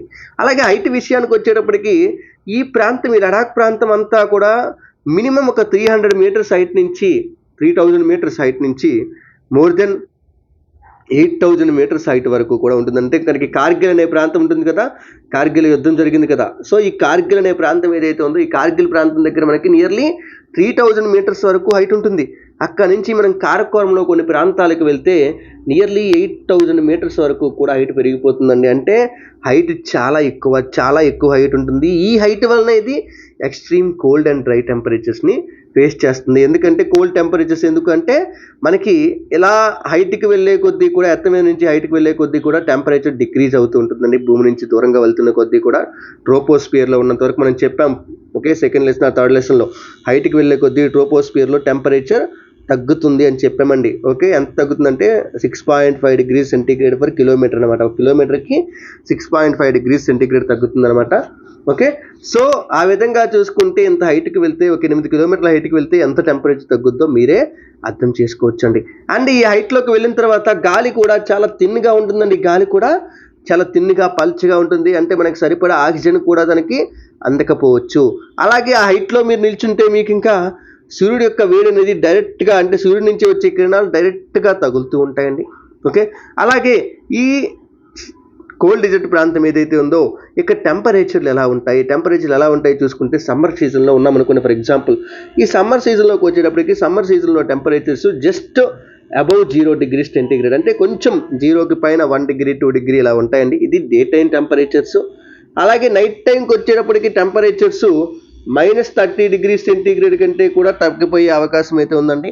అలాగే ఇన్ ద వింటర్ సీజన్స్ ఏవైతే ఉన్నాయో ఈ వింటర్ సీజన్లో టెంపరేచర్కి వచ్చేటప్పటికి మ్యాక్సిమం రోజంతా కూడా టెంపరేచర్స్ ఫ్రీజింగ్ కోల్డ్గానే ఉంటాయండి. అంటే ఇంకా రోజంతా గట్టె టెంపరేచర్సే మనకి కనిపిస్తుంటాయండి. కొన్నిసార్లు -40 డిగ్రీస్ సెంటీగ్రేడ్ కంటే కూడా పడిపోయే అవకాశం అయితే ఉంటుందండి. Most of the time -40 degrees centigrade కంటే కూడా పడిపోయే అవకాశం ఉంటుంది టెంపరేచర్ అనేది. ఓకే, అలాగే పర్టికులర్గా ఈ మౌంటైన్ రీజన్ అనేది గ్రేటర్ హిమాలయాస్ అనే ఒక మౌంటైన్ రేంజ్ యొక్క రెయిన్ షాడో రీజియన్లో ఉండటం వల్ల, రెయిన్ షాడో ఎందుకంటే ఇటువైపు నుంచి మనకి water carrying, moisture carrying winds అనేవి వస్తూ ఉంటాయి అన్నమాట, ఇటువైపు నుంచి. సో ఇలాంటి విండ్స్ అన్నింటికి కూడా ఇది ఒక బ్యారియర్గా పనిచేస్తుంది గ్రేటర్ హిమాలయాస్ అనేవి. గ్రేటర్ హిమాలయాస్ ఆ విండ్స్ అన్నింటినీ కూడా అడ్డుకొని వాటిలో ఉన్న వాటర్ వేపర్ అంతటినీ కూడా యువతలే వర్షం రూపంలో పడేయడం వలన యువతలకి ఇటువైపుకి వచ్చేటప్పటికి మొత్తం ఆ వాటర్ అంతా కూడా, అందులో ఉన్న వాటర్ అంతా కూడా ఎంపిటీ అయిపోతుంది. విండ్స్ అన్ని డ్రై విండ్స్ చాలా వరకు కూడా ఈ ప్రాంతంలోకి రీచ్ అవుతాయి. డ్రై విండ్స్ అనేవి రీచ్ అవ్వడం వల్ల ఇక్కడ రెయిన్ఫాల్ చాలా తక్కువ అండి. ఎంత తక్కువ అంటే 10 సెంటీమీటర్స్ కంటే తక్కువ. సంవత్సరానికి 10 సెంటీమీటర్స్ కంటే తక్కువ అంటే మన ప్రాంతం ఉంది ఇండియా అనే ప్రాంతం మనకి యావరేజ్గా 120 సెంటీమీటర్స్ వరకు ఉంటుందండి రెయిన్ఫాల్. అలాంటిది 10 సెంటీమీటర్స్ కంటే తక్కువ అంటే ఎంత తక్కువ మీరు అర్థం చేసుకోవచ్చు. ఓకే, అలాగే ఈ ఏరియా ఒక పక్క ఫ్రీజింగ్ విండ్స్ని ఎక్స్పీరియన్స్ చేస్తుంటుంది, ఇంకొక పక్క డైరెక్ట్గా సన్కి ఎక్స్పోజ్ అవ్వడం వల్ల బర్నింగ్ సన్లైట్కి కూడా ఎక్స్పోజ్ అవుతూ ఉంటుంది. రెండూ కూడా ఒకే టైంలో మీకు ఈ ప్రాంతంలో కనిపిస్తూ ఉంటాయండి. Okay, so you will be surprised to know that if you sit in the sun with your feet in the shade you may suffer from both sun stroke and frost bite at the same time. ఇక్కడ చాలా important point ఇచ్చాడు, interesting point, అది note చేసుకుని కంపల్సరీగా. Okay, ఒకవేళ ఇలాంటి ఈ cold desert ప్రాంతంలో మీరు ఎండలో నిల్చుంటే మీ కాళ్ళు ఏమో నీళ్ళలో ఉంటే, ఓకే, అప్పుడు మీకు ఒకేసారి సన్ స్ట్రోక్ వస్తుంది. ఓకే, ఎండలో ఉన్నారు కాబట్టి. అట్ ద సేమ్ టైం మీ కాళ్ళు నీళ్ళలో ఉన్నాయి కాబట్టి ఫ్రోస్ట్ బైట్ కూడా వచ్చి, అంటే కాళ్ళు కొరికేస్తే చలి, ఎముకలు కొరికే చలి అంటారు చూసారా, అదే ఫ్రోస్ట్ బైట్ అనమాట. ఓకే, ఫ్రోస్ట్ బైట్ కూడా సేమ్ టైం వచ్చే అవకాశం ఉంది, అంత ఇంపార్టెంట్ అంటండి.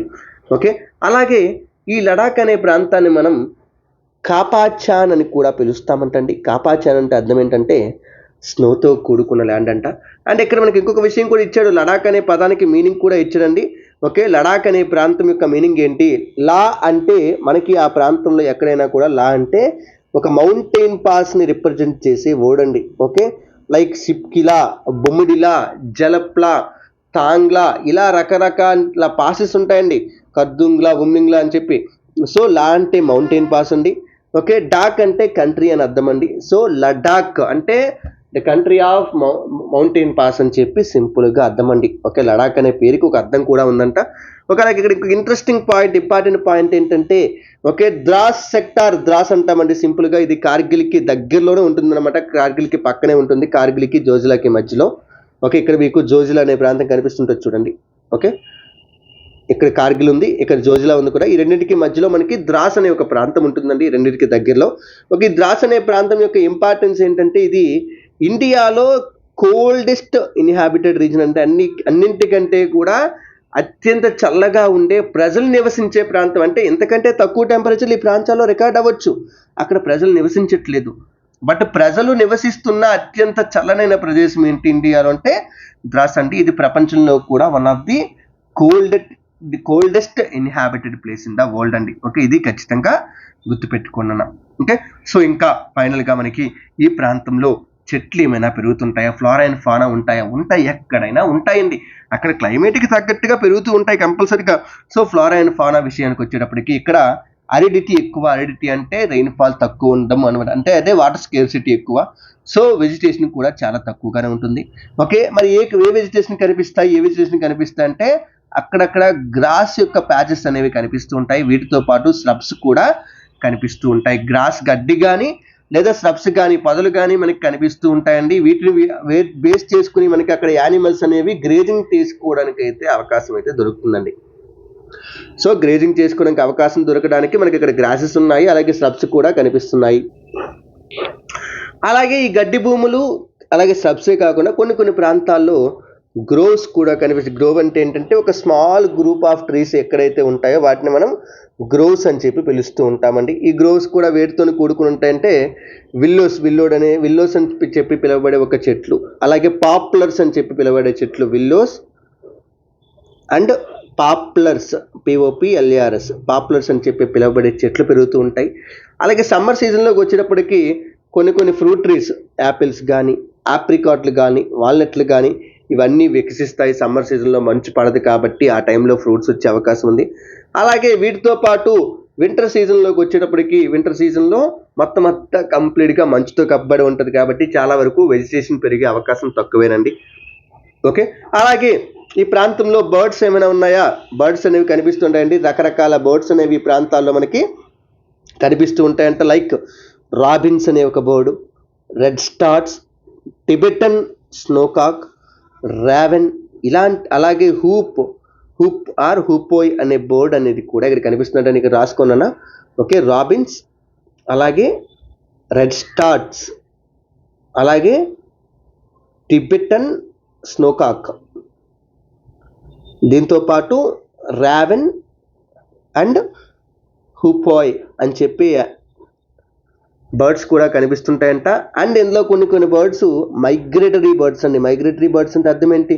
ఒకవేళ శీతాకాలం వస్తే ఆ టెంపరేచర్ని, ఆ కోల్డ్ టెంపరేచర్స్ని తట్టుకోలేక అవి వేరే ప్రాంతాలకి మైగ్రేట్ అయిపోతాయి. లైక్ సైబీరియా నుంచి ఇండియాకి ఎలాగైతే శీతాకాలంలో పక్షులు వస్తాయి, అలాగే ఇక్కడి నుంచి కూడా బర్డ్స్ అనేవి మైగ్రేట్ అయిపోతాయంట. అలాగే యానిమల్స్ విషయానికి వచ్చేటప్పటికి ఇక్కడ యానిమల్స్లో వైల్డ్ గోట్స్ ఉంటాయి, అడవి గొర్రెలు ఉంటాయి, అవి అడవి మేకలు. అలాగే వైల్డ్ షీప్, అడవి గొర్రెలు ఉంటాయి.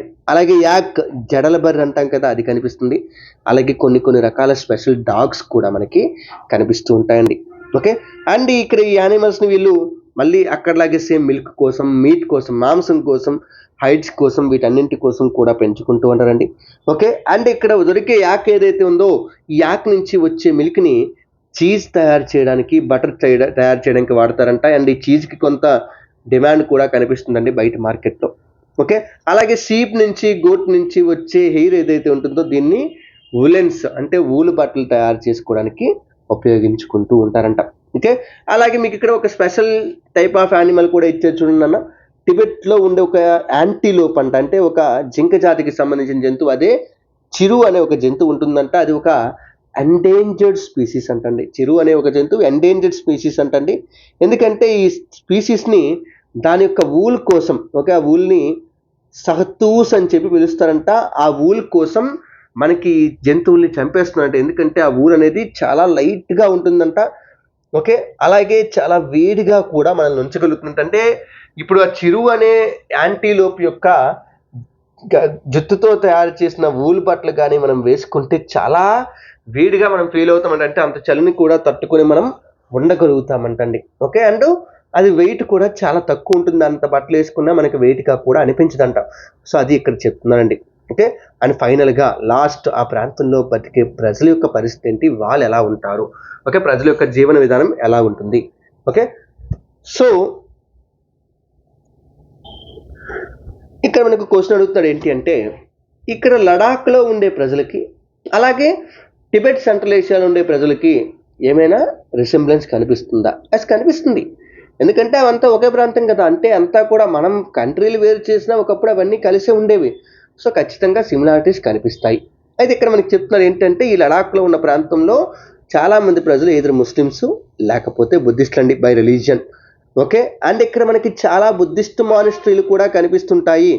ఓకే, అండ్ వీటినే మనం గొంపాలు అని కూడా పిలుస్తాము. బుద్ధిస్ట్ మానిస్ట్రీలు అంటే మఠాలు అనమాట. బుద్ధిస్ట్ మఠాలని మనం గొంప అని కూడా పిలుస్తుంటామండి. మనకి అడిగారు అనుకోని యూపీఎస్సీలోకి వచ్చిన గొంప అని పిలువబడే బుద్ధిస్ట్ మానిస్ట్రీలు మనకి ఎక్కడ కనిపిస్తాయి అంటే లడాఖ్లో కనిపిస్తాయి.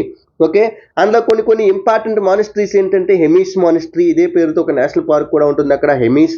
అలాగే తిక్సే మానిస్ట్రీ, సే మానిస్ట్రీ, అలాగే లమాయూరు మానిస్ట్రీ. అంటే 4 మానిస్ట్రీలు కూడా మనకి ఇక్కడ పేర్లు ఇవ్వడం జరిగిందండి. హెమీస్, ఓకే, పేర్లు నోట్ చేసుకున్నానా, హెమీస్, అలాగే తిక్సే అండ్ సే, అలాగే లమాయూరు LAMAYURU లమాయూరు. ఇవన్నీ కూడా ఆ ప్రాంతంలో కనిపించే ఫేమస్ మానిస్ట్రీలు అండి. ఆ మానిస్ట్రీలు మనం ఏమంటామండి, ఓకే, గొంపాలు అని చెప్పి పిలుస్తాం. గొంప అని చెప్పి పిలుస్తామండి. ఓకే, అయితే ఇక్కడ ఉండే ప్రజలు ఏం చేస్తూ ఉంటారు, రిలీజన్ అంటే బుద్ధిస్టులు కానీ లేకపోతే ముస్లింలు అన్నాము, ఎక్కువగా బుద్ధిస్టులే కనిపిస్తారు. అయితే వీళ్ళు సమ్మర్ సీజన్ వచ్చేటప్పటికంట వీళ్ళు రకరకాల పంటలు పండిస్తారు. ఎందుకంటే స్నో అంతా కరిగిపోయి సమ్మర్ అంతా ల్యాండ్ ఖాళీగా ఉంటుంది. ఆ టైంలో barley, potato, peas, beans, turnip లాంటి పంటలు పండిస్తూ ఉంటారు. అయితే వింటర్కి వచ్చేటప్పటికి వింటర్లో క్లైమేట్ చాలా హార్ష్గా ఉంటుంది. సో అందువలన ఏంటంటే వీళ్ళు ఇంకా ఈ యాక్టివిటీస్ అన్నీ మానేసి ఎక్కువగా ఫెస్టివల్స్లో కానీ సెరిమనీస్లో కానీ కాలాన్ని గడుపుతూ ఉంటారు. వింటర్ సీజన్ అంతా కూడా ఫెస్టివల్స్, సెరిమనీస్తోనే గడిచిపోతూ ఉంటుందండి.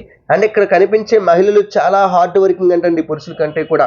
ఓకే, ఎందుకంటే వీళ్ళు కేవలం హౌస్లోను, ఫీల్డ్స్లోనే కాదు, వీటితో పాటు చిన్న బిజినెస్లు కూడా, షాపులు కూడా వీళ్ళు నడిపిస్తూ ఉంటారు. ఓకే, సో ఉమెన్కి కొంచెం ఇంపార్టెంట్ ఎక్కువ ఉంది ఇక్కడ. అలాగే ఇక్కడ ఈ లడాక్ యొక్క క్యాపిటల్ సిటీ పేరు లేహ్ అండి.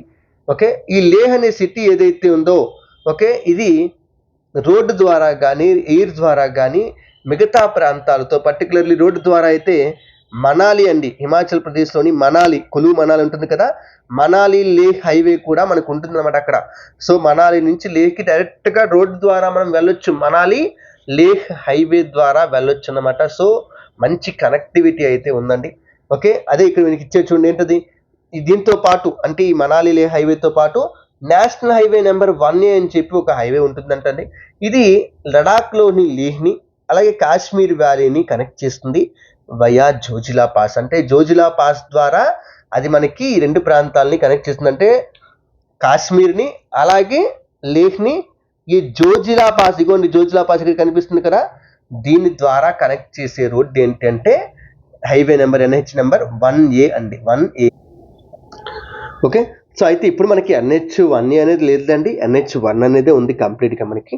ఓకే, NH1 అనే ఒక రోడ్డు వేలంటే ఇది పాత నెంబరింగ్ ఇక్కడ మనకి ఇచ్చారు NH1A అని చెప్పి.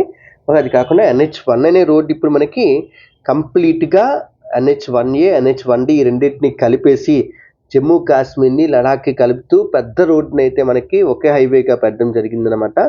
అదే మనకి NH1 అండి. ఓకే,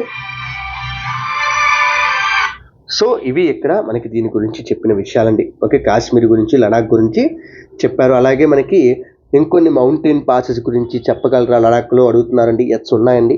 ఓకే, లైక్ ఉమ్లింగ్లా అనే ఒక పాస్ ఉంటుంది.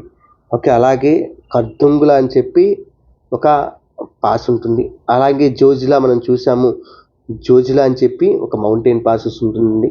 ఓకే, అలాగే తాంగ్లా అని చెప్పి ఒక మౌంటైన్ పాస్ కూడా ఉంటుంది.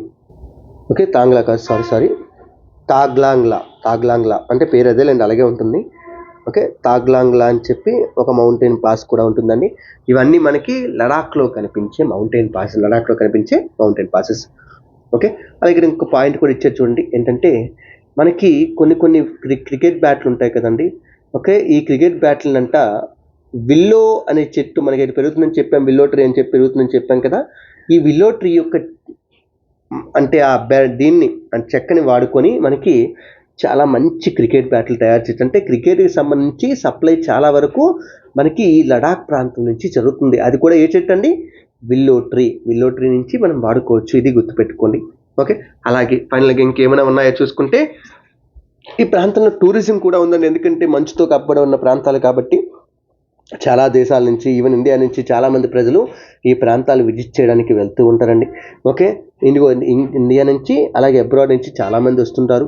వీళ్ళు గంపాస్కి వస్తారు, అలాగే ట్రెక్కింగ్ చేస్తూ ఉంటారు. ఎందుకంటే అక్కడ మెడోస్ అంటే గడ్డి భూములు అండి. మెడోస్ని చూడడానికి, గ్లేషియర్స్ చూడడానికి ట్రెక్కింగ్ చేసుకుంటూ వెళ్తారు. వాళ్ళతో పాటు వీళ్ళు శీతాకాలంలో సెరిమనీలు, ఫెస్టివిటీస్ చేసుకుంటున్నాం కదా, వాటిని కూడా చూడడానికి ఈ టూరిస్టులు అయితే చాలామంది రీచ్ అవుతారంటండి. ఓకే, అండ్ ఇక్కడ లడాక్ ఒక ఉమెన్ని ఈ వాళ్ళ యొక్క ట్రెడిషనల్ డ్రెస్సెస్లో కూడా మనకి చూపించడం జరిగిందండి. ఓకే, అలాగే మెల్లమెల్లగా ఈ లడాఖ్లోని ప్రజల యొక్క జీవితం కూడా చేంజ్ అయిపోతూ ఉంటుంది. ఎడారిలో ఉన్న ప్రజల యొక్క జీవితం ఎలా అయితే చేంజ్ అవుతుందో వీళ్ళ యొక్క జీవితం కూడా మోడర్నైజేషన్ అనే దాని వల్ల చేంజ్ అయిపోతూ ఉందంటుంది. ఓకే, అయినప్పటికీ కూడా ఈ పీపుల్ ఆఫ్ లడాక్ ఎవరైతే ఉన్నారో ఓకే, ఈ చేంజ్ని వీటన్నిటిని తట్టుకుంటూ నేచర్తో హార్మోనీగా ఎలా బతకాలో వాళ్ళు నేర్చుకున్నారండి. ఓకే, బట్ కొన్ని రీసోర్సెస్ సరిగ్గా లేకపోవడం వలన ఓకే, అంటే లైక్ వాటర్ కానీ ఫ్యూయల్ కానీ ఇలాంటివి దొరక్కపోవడం వలన వారిని కొంచెం జాగ్రత్తగా చూసుకోవాల్సిన అవసరం. అంటే వాటిని వాళ్ళు క్లియర్గా జాగ్రత్తగా చూసుకుంటూ ఉంటారు. వాటర్ని అంత ఎక్కువగా వేస్టేజ్ చేయరు, మనకంటే చాలా జాగ్రత్తగా చూసుకుంటూ ఉంటారు. అలాగే దేన్ని కూడా వేస్ట్ అయితే చేయరంట, కంపల్సరీగా వేస్ట్ అయితే పొరపాటును కూడా చేయరంట ఈ లడాఖీ పీపుల్ అనేవాళ్ళు. ఓకే, ఇవన్నీ మీకు మనాలి లేహ్ హైవే ఇక్కడ ఇచ్చారండి క్లియర్గా, నేను తొలి చెప్పాను కదా. ఓకే, ఇది మొత్తం మనకి 4 పాసెస్ని పాస్ అవుతుందంట. ఇది ఇంపార్టెంట్, నోట్ చేసుకోండి. Okay, which of the mountain passes are located on Manali Leh highway అని డైరెక్ట్గా క్వశ్చన్ అడిగినా మనం ఆశ్చర్యపోవక్కర్లేదు. ఓకే, అవి 1 రోహ్తంగ్లా, బారాలచ్చాలా, అలాగే లుంగ్లాచ్చాలా అండ్ తాంగ్లాంగ్లా, 4 పాసెస్ అండి. Okay, Rohtangla, Baralachala, Lungalachala and Taglangla. ఇందులో బారాలచ్చా, రోహ్తంగ్ ఈ రెండు కూడా హిమాచల్ ప్రదేశ్లో ఉన్నాయండి. అండ్ లుంగాలచ్చా అండ్ తాంగ్లాంగ్లా, లా అంటేనే మౌంటైన్ పాస్ మనం చెప్పాం మనం ఆల్రెడీ. ఇవి రెండు కూడా లడాఖ్లో లొకేట్ అయి ఉన్నాయండి. ఓకే, అండ్ ఈ హైవే ఏదైతే ఉందో ఈ హైవే మనకి కేవలం జూలై నుంచి సెప్టెంబర్ వరకు మాత్రమే ఓపెన్లో ఉంటుందంట. ఓకే, ఎందుకంటే ఆ టైంలో స్నో అంతా రోడ్డు మీద క్లియర్ చేయబడుతుంది కాబట్టి ఆ టైంలోనే ఓపెన్గా ఉంటుంది. మిగతా టైం అంతా కూడా కంప్లీట్గా స్నోతో కవర్ అయిపోవడం వల్ల యాక్సెసిబిలిటీ అనేది మనకి ఉండదు. ఓకే, ఇది ఇక్కడ వీళ్ళు చెప్పిన లాస్ట్ విషయం అండి. అలాగే లడాక్ అనేది ప్రజెంట్ న్యూస్లో కూడా ఉందండి. ఓకే, 2024లో న్యూస్లో కూడా ఉంది కాబట్టి మనకి వాటి గురించి ఒకసారి చూసుకుంటే బాగుంటుంది. ఓకే, సో ఇది మనకి వీటికి సంబంధించిన విషయాలన్న. So this is the end of the class 7 NCERT అండి. ఓకే, ఇక్కడ డిజర్ట్ గేమ్ అని ఒక గేమ్ కూడా ఇచ్చాడు మామూలుగా. ఓకే, జస్ట్ ఆ గేమ్ మీరు కావాలనుకుంటే ఒకసారి చూడండి. జస్ట్ మామూలుగా ఇచ్చేసుకోవడం కంటే ఆ బర్డ్స్ని వీటన్నిటిని గుర్తుపెట్టుకోవడానికి ఇలాంటి వాటి కోసం ఒక గేమ్ ఇచ్చాడంతే. ఓకే, సో ఇది మనకి టాపిక్ నాన్న. సో మనం ఏం చూసాము క్లియర్గా మొత్తం ఈ లెసన్ అంతా అంటే, ఒకటి డిజర్ట్లో లైఫ్ ఎలా ఉంటుంది. ఓకే, డిజర్ట్ అంటే ఏంటి, డిజర్ట్ యొక్క క్యారెక్టరిస్టిక్స్ ఏంటి చూసాం. 3 క్యారెక్టరిస్టిక్స్: లో రెయిన్ఫాల్, అలాగే స్కార్స్ వెజిటేషన్, వీటితో పాటు ఎక్స్ట్రీమ్ టెంపరేచర్స్. అలాగే అందులో 2 డిజర్ట్స్ రకాలు, ఒకటి హాట్ డిజర్ట్, 2 కోల్డ్ డిజర్ట్ గురించి మాట్లాడుకున్నాం. హాట్ డిజర్ట్కి we have selected the Sahara desert select చేసుకొని ఆ ప్రాంతంలో క్లైమేట్ ఎలా ఉంటుంది, ఆ ప్రాంతం యొక్క లొకేషన్ ఎక్కడ ఉంది, ఆ ప్రాంతంలో ఫ్లోరా అండ్ ఫౌనా అనేవి ఎలా ఉన్నాయి, ఇవన్నీ మాట్లాడుకున్నాం. వీటితో పాటు ఆ ప్రాంతంలో ప్రజల గురించి కూడా మాట్లాడుకున్నామండి. అలాగే కోల్డ్ డిజర్ట్లోకి వచ్చేటప్పటికి, కోల్డ్ డిజర్ట్లో మనకి ఇండియాలో ఉన్న లడాక్ డిజర్ట్ని మనకి లడాక్ ప్రాంతాన్ని సెలెక్ట్ చేసుకున్నాం. దీనిలో క్లైమేట్ ఎలా ఉంది, లొకేషన్ ఏంటి, ఓకే, అలాగే ఫ్లోరా ఎలా ఉంటాయి, ఫౌనా ఎలా ఉంటాయి, ప్రజల యొక్క జీవన విధానాలు ఏంటి, ఇవంతా కూడా మాట్లాడుకున్నామండి. సో క్లియర్గా అర్థమైంది అనుకుంటున్నా అండి. So that's it for today. Thank you, have a great day, bye bye. And ఇప్పుడు మీరు విన్న క్లాస్ అంతా కూడా ప్రసాద్ సార్ చెప్పింది. నా గురించి ఇన్ఫర్మేషన్ కావాలనుకుంటే మీరు ఇక్కడ ఒకసారి అబ్జర్వ్ చేయొచ్చు నాన్న. Okay, thank you, bye bye.